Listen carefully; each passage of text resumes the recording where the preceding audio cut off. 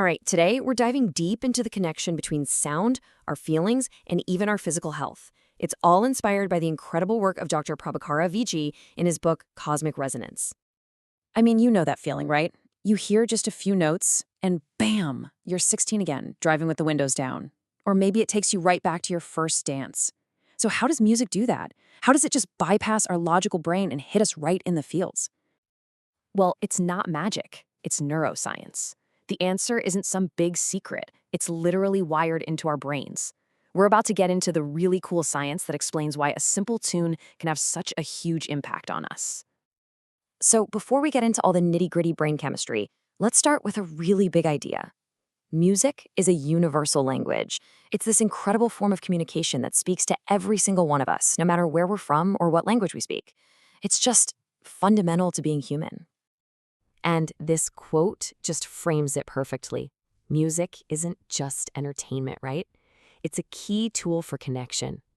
Just think about it for a second. Whether it's the pure joy of a dance track or the shared sadness of a slow song, music gives a voice to all those feelings that words just can't quite seem to capture. Okay, so how does this universal language actually do its thing? Let's peel back the curtain and get into the science of sound. We're going to break down exactly what's happening inside your head when you put on your favorite song. It's really a beautiful, simple three-step process. First, your ears pick up the sound waves. Super straightforward. Then, that signal shoots over to your brain's reward system. We're talking the exact same part that lights up when you eat amazing food or fall in love. And finally, that system floods you with dopamine, that feel-good chemical that creates this rush of pleasure and connection. This isn't just a fluke either. This response probably helped our ancestors bond and communicate, forming stronger communities. The big takeaway is that this feeling isn't just in your head. It's a real, measurable, chemical thing happening in your brain. And get this, it turns out not all sounds are created equal, not even close. The frequency of a sound wave has a direct physical impact on your body. Think about it. Low frequencies, like a deep, rumbling bass line or chanting, can literally calm your nervous system down and lower your heart rate. But on the flip side, high frequencies, like a piercing alarm or a screech, well, those can kick your body's fight or flight response into high gear. And it gets even more specific with something called binaural beats. Now, this is a fascinating piece of auditory science. Basically, if you play two slightly different tones, one in each ear, your brain actually creates a third phantom beat out of thin air. And what's amazing is that this can gently nudge your brainwaves into different states, like deep relaxation for sleep or super sharp focus when you need to get creative work done. Okay, so we've got the science down. Pretty cool, right? But how do we actually use this stuff in our lives? Well, let's look at one of the most powerful places music shows up, our relationships. I mean, this quote just says it all. The role of music in our romantic relationships really can't be overstated. It's not just background noise for your life, it's an active ingredient. For couples, it becomes this shared language, a way to build a history together and make those emotional bonds even deeper.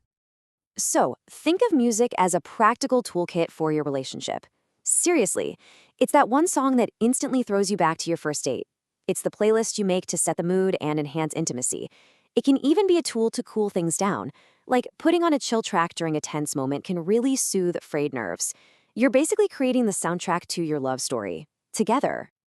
And the power of music goes way beyond just romance. It extends into this really profound area of healing.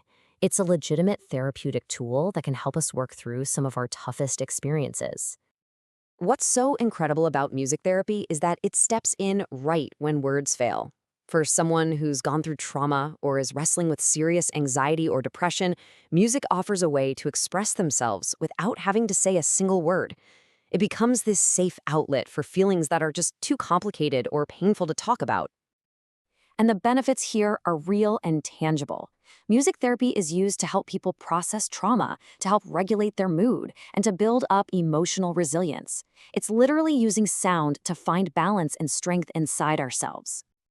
So, we've talked about the science, the impact on relationships, and its power to heal. So what does all this mean for you right now in your daily life? It's about making a shift from just being a passive listener to becoming an active curator of your own soundscape. And really, that's the big takeaway here. The bottom line is this. You are the DJ of your own life. You have the power to consciously use sound to shape your own emotional world.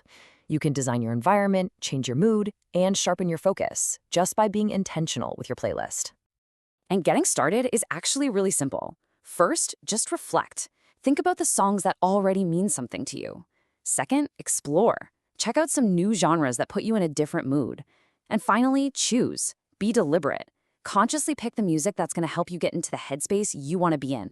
So let's wrap up with this final thought from the author. What if we started treating our playlists not just as, a bunch of songs we like, but as actual tools for living a richer, more intentional life? So the question for you is, what's on the soundtrack that guides you toward more joy and connection? Something to think about, for sure.